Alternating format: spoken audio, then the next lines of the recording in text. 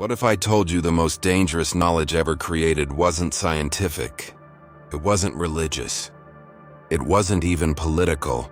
It was psychological. A hidden code, scattered through time, cloaked in metaphor and myth, disguised beneath esoteric symbols, and feared by every power structure that ever dared to control the human soul. The church tried to erase it. The Inquisition tried to silence it. Empires tried to bury it. But some truths can't be burned. This is the forgotten path of alchemy.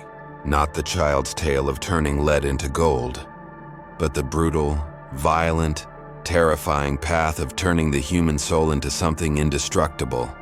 And if you're ready to walk through fire, if you're willing to burn away every lie you've ever told yourself, then you may, just may, unlock the secret they never wanted you to find. Weakness is the first ingredient of transformation. Most people think alchemy is a quaint old science, a medieval pseudoscience with bubbling potions, ancient symbols, and failed experiments. They're wrong. That version was a disguise, a cloak, a decoy. The real alchemy was hidden in allegory. The philosopher's stone, not a mineral, a mindset. The transmutation of lead into gold, not a trick of chemistry, a metaphor for the soul. And the fire used in the process, not from wood or coal, but the internal fire that burns in times of despair, rage, crisis, grief, and rebirth. This knowledge didn't serve kings. It didn't glorify religion. It didn't reinforce the system. It created monsters and gods and heretics and prophets. It turned men into sovereigns, not rulers of land, but of themselves. That's why it had to be erased, because true alchemy doesn't build obedient citizens. It unleashes monsters who know their own power. Real alchemy doesn't start with creation. It starts with destruction. The first phase is known as negredo, the blackening. It's the death of illusion.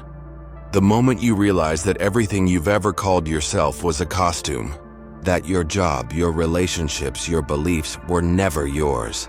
They were inherited, programmed, imposed. And when those masks fall, you don't feel powerful. You feel empty. This is the void. The night sea journey, the psychological crucifixion. Most people turn back here. They grasp for their old lives, their comforts, their delusions. But alchemists, they stay in the dark. Because only in the dark can something new be born. The next stage is calcination.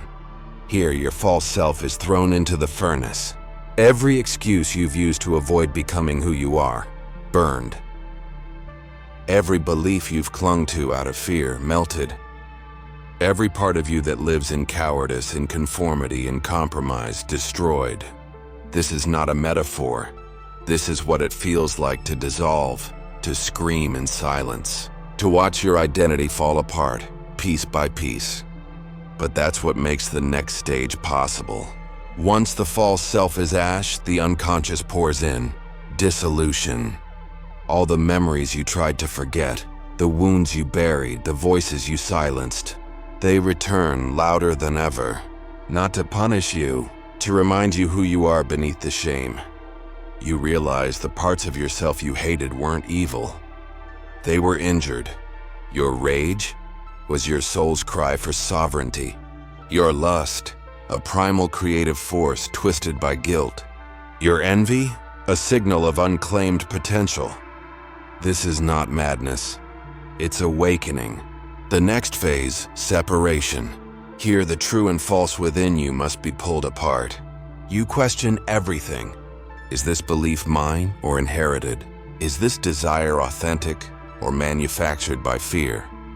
Is this identity who I am or who I was told to be? You begin to cut away the noise. Like a surgeon removing a tumor. Like a warrior shedding armor that no longer fits.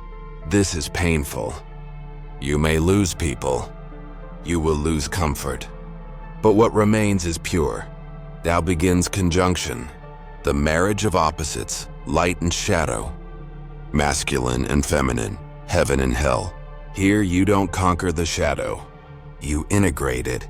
You learn to wield your rage instead of repress it. To listen to your fear, not obey it.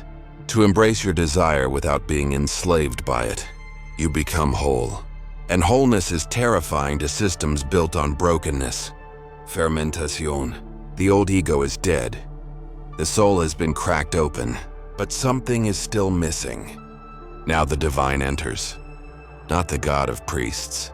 Not the God of books. The God within. The breath, the presence, the voice you silenced in childhood. It returns and whispers. You were never meant to obey. You were meant to become. Distillation. Your mind becomes clear, precise, sharp. You stop needing permission. You stop seeking approval. You stop explaining. You move with certainty. Not arrogance, but alignment. People will accuse you of being cold, distant, strange. That's because you've stopped playing the game. You're not here to fit in. You're here to burn. Coagulation. This is the end of the path and the beginning of sovereignty. The Philosopher's Stone is not something you hold. It is something you become. A being who no longer needs validation, who no longer runs from pain, who no longer obeys out of fear. You are immune to manipulation, immune to shame, immune to psychological warfare. And because of that, you are dangerous. Not to others, to systems that feed on submission. The church didn't fear alchemy because it was false. They feared it because it worked. Because a truly transformed human is uncontrollable. You can't bribe him. You can't shame her. You can't herd them. They don't need a savior. They don't need a priest. They don't need a king.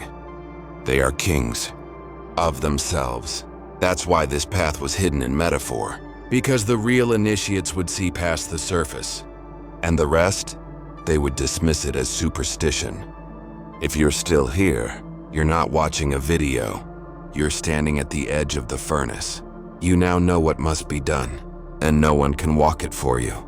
You will lose everything you aren't, and find everything you are. So I ask you, do you turn back to comfort, or do you walk forward into fire? Because the fire doesn't destroy you, it forges you. Subscribe if you're ready to burn. Like the video if you're already burning. Comment Negretto if you've begun. And share this with someone who's still trapped in gold-painted chains. See you in the next descent.